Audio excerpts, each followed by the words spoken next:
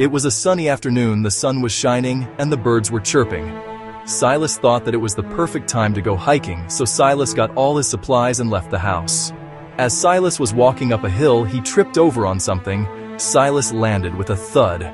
In sharp pain, he looked over. He had grazed his knee, but that wasn't really important to him because he had already packed some medical supplies in case something bad happened. But Silas felt that something was off, and he kicked the dust just to reveal a rusty small sundial in the ground.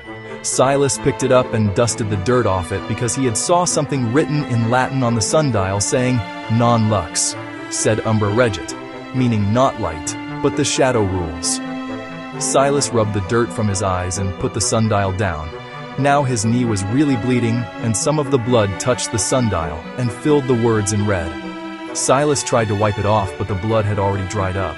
Silas dropped it onto the earth, but then a spiderweb-like crack formed on the ground, and through the crack seeped a light, a blue light. But there was no time to admire the sapphire blue. As the crack was getting close to his boots, Silas ran away in fear. But he was limping now.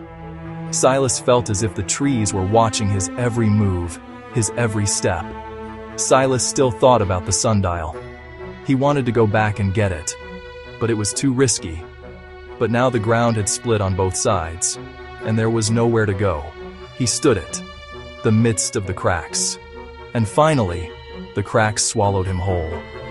Nobody knew of Silas from that day on. Who will be the sundial's next victim? Story written by Merit Idara Udofia.